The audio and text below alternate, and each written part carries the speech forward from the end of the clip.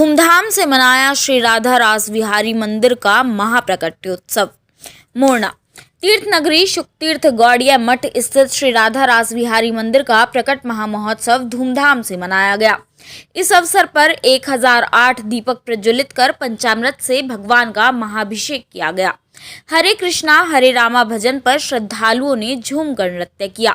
Akhil Bharatiya Shri Chaitanya Mahaprabhu charitable trust द्वारा स्थित गौड़िया मठ में आयोजित श्री राधा रास बिहारी मंदिर के प्रकट महामहोत्सव में त्रिदंडी स्वामी भक्ति भूषण महाराज ने कहा कि प्रभु की भक्ति आत्मिक आनंद प्रदान करती है तथा आध्यात्मिक चेतना को जागृत करती है। प्रभु के ध्यान से विकारों से मुक्ति मिलती है, मन प्रसन्न रहता है, मृत्यु का भय नहीं रहता। कार्यक्रम में विशेष पूजा कर भगवान को सोने का छत्र चढ़ाया गया। श्री कृष्ण व राधा रानी के सुंदर भजन कीर्तन में श्रद्धालुओं ने भाव विभोर होकर नृत्य किया। कार्यक्रम में मुख्य रूप से त्रिदंडी स्वामी भक्ति किंकर हरिजन महाराज, क्षति पावन महाराज, सुंदर प्रकाश चोपड़ा, चंद्रमा ब्रह्मचारी, अजय कृष्ण शास्त्री, प्रदीप कौशिक, प्रमोद मित्तल, शैलेंद्र त्यागी, डॉक्टर दीपक गोयल, रश्मि, सुरेंद्र, नरेंद्र, अमर मित्तल, विकास कुमार, मुरारी लाल, महेश कपूर, मदन मोहन, कृष्ण दास आदि मौजूद रहे।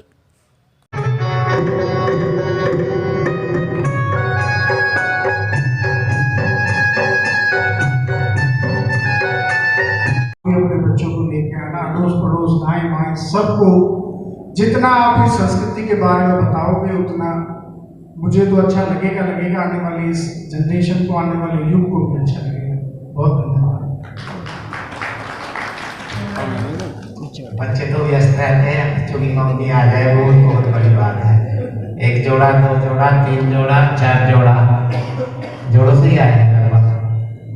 प्रदीप जी का भी जोड़ा है, पत्नी में ये तो दोस्त हैं, क्या बात है, अमर दिया है, ये समीर जी का जोड़ा है। सुरेश जी आप और हम एक जोड़े में हो सकते हैं। कृष्ण बड़ा सुंदर। हाँ, अगर परिवार आए। मेरा नाम प्रदीप कुमार कौशिक, एडवोकेट। मैं सुप्रीम कोर्ट में एडवोकेट हूँ और स्पेशली महाराज जी के कार्यक्रम के लिए मैं यहाँ आश्रम में आया हूँ। महाराज जी के यहाँ कैसे कार्यक्रम किया गया? आज महाराज जी का ये प्रकटोत्सव करके एक कार्यक्रम है, उसका इनका वार्षिक स्तर पर मनाते हैं ये, और उसी कार्यक्रम को आज रखा गया था। यहाँ पर किस तरह का कार्यक्रम हुआ? भजन संध्या हुई? कार्यक्रम बहुत ही अच्छा रहा। कल रात को भी कार्यक्रम हुआ और आज दिन में भी कार्यक्रम हुआ है। कार्यक्रम बहुत अच्छा रहा। महाराज जी भोजन की बहुत उत्तम व्यवस्था रही। महाराज जी ने अपने सामने एक गेस्ट हाउस बनाया हुआ है, उसमें भोजन की व्यवस्था रही और प्रसाद वितरण रहा और बहुत ही अच्छी क्वालिटी का भोजन वहाँ प्राप्त। जी, आपका परिचय? मैं सुरेश अग्रवाल, एडवोकेट, टैक्सेशन, मुजफ्फरनगर से हूँ और इस संस्था से गौड़िया मठ की लगभग 10, 12, 15 साल से जुड़ा हुआ और यहाँ पर जो है वास्तव में नाम सेवा, भगवान की नाम सेवा बहुत उत्तम तरीके से, वैष्णव तरीके से होती है। किसी प्रकार का कोई दिखावा नहीं है यहाँ और मंदिर बहुत सुंदर बनाया हुआ है। नित्य प्रति धीरे धीरे लोग जुड़ते जा रहे हैं। मठ कहाँ पर स्थित है? ये मठ कहाँ पर स्थित है? मठ ये शुक्रताल में स्थित है, जहाँ हम सब लोग खड़े हैं। और शुक्र तीर्थ जो अपने आप में पौराणिक एक तीर्थ है, जहाँ पर श्रीमद् भागवत की कथा हुई थी, उस तीर्थ क्षेत्र में है। यहाँ पर एक काफी पुराना वृक्ष भी बताया जा रहा है, उसके पीछे का क्या राज है? ये वृक्ष ये बताया जाता है कि ये गंगा किनारे वृक्ष था और यहाँ राजा परीक्षित ने सुखदेव महाराज से कथा सुनी थी। इसी के नीचे बैठ कर कथा हुई थी और ये हिंदू मान्यताओं के हिसाब से लगभग 5,500 साल पुराना वृक्ष है। अरे मुख्यमंत्री योगी आदित्यनाथ ने यहाँ पर आए थे, इसको जो है तीर्थ स्थल में भी बदलने की बात करी है बड़े स्तर पर, इसमें क्या कुछ मानते हैं?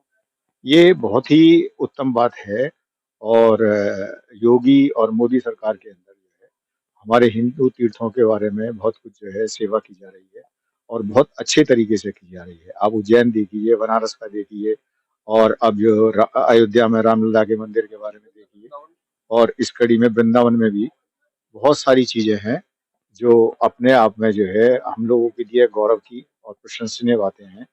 और हम ये समझते हैं कि योगी जी ने जो यहाँ पैसा लगाने की बात कही है, ये शुक्र तीर्थ के लिए बहुत ही उत्तम रहेगा और यहाँ बहुत विकास होगा। इससे बहुत सारे लोगों को, यहाँ के लोकल क्षेत्र के लोगों को, जब पर्यटकों का, यात्रियों का, भक्तों का आना जाना होगा तो उन लोगों को रोजगार भी मिलेगा। आपका परिचय?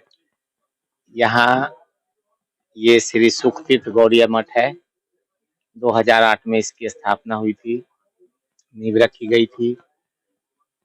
आज की तिथि में, इस शुभ तिथि में जो पर्व मनाया गया है, वो आज हमारे श्री श्री राधा सुंदर श्री रास बिहारी जी का जन्म उत्सव, प्रकट उत्सव मनाया गया है। इस उपलक्ष्य में आज यहाँ सभा हुई, प्रवचन हुई, कीर्तन हुआ, संकीर्तन हुआ, बहुत अच्छे अच्छे लोग आए, भगवान का सुंदर श्रृंगार हुआ और आज हमारी एक सुंदर गौशाला का शुभारंभ भी हुआ है। इस उपलक्ष्य में ये आपका प्रोग्राम रखा गया। हरे कृष्ण। कौन? योगी आदित्यनाथ जी। मुख्यमंत्री योगी आदित्यनाथ जी भी यहाँ पर आए थे। उन्होंने कुछ यहाँ के बारे में कहा या क्या चीजें हुई, क्या बदलाव के लिए कहा? मैं तो उस सभा में गया नहीं था, मुझे ज्यादा नॉलेज नहीं है, लेकिन हमारे योगी जी आए थे तो कुछ दे के ही जाएंगे, क्योंकि वो संत है और वो गाय, गंगा और गोविंद को मानते हैं, तो कैसे खाली जा सकते हैं। तो इस विषय पे कुछ नेगेटिव जरूरत नहीं है सोचने की और बताने की, पॉजिटिव ही जो हुआ होगा वो हो रहा है। और सुकरताल का तो बहुत प्रोग्रेस हो रही है, योगी जी जब से आए हैं कायाकल्प हो गया है, सब अच्छा ही होगा। सब योगी राज में तो अच्छा होगा, मोदी राज में तो अच्छा होगा। गुरु जी, एक वर्ष बताया जा रहा है काफी पुराना। हाँ, वो महाभारत कालीन है। उसके बारे में थोड़ी जानकारी। उसके नीचे श्रीला सुखदेव गोस्वामी ने श्रीमद् भागवत महापुराण की कथा सुनाई थी।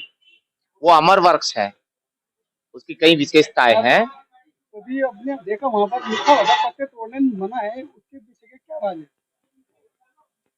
अभी हमारे बाल कोई फाड़ने लगे तो वृक्ष है, वो साधु है, शांति से अपना भजन में मस्त है, अमर वृक्ष है, उसको छेड़छाड़ करने की जरूरत नहीं है। इस भाव से, जैसे वृंदावन में पत्ते नहीं तोड़ते, कोई पत्ता बन के साधु है, कोई गोपी है, इस भाव से कौन किस भाव से क्या बन के भजन कर रहा है पता नहीं चलता, तो नहीं तोड़ने चाहिए। जैसे भी कई जगह मंदिरों में जो धार्मिक स्थल है, वहाँ पर जींस और कुछ फैशन डिजाइन करने का प्रतिबंध लगा हुआ है, महिलाओं लड़कियों का पहन कर जाना। तो सिर्फ स्कूल का यहाँ सुकरताल को कैसे देखते हैं?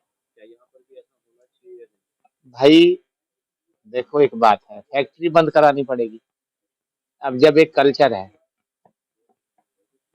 है ना, जो मंदिर में जो लोग रोक रहे हैं, शायद उनके घर में भी जींस पहनी जाती है। तो मुझे इस विषय पे कुछ कहना नहीं है, क्योंकि मैं तो अपने भजन में मस्त हूँ और मेरे मंदिर में कोई आए, लेकिन भक्त आए, अभक्त ना आए, मुझे कोई ऐतराज नहीं। हरे कृष्ण।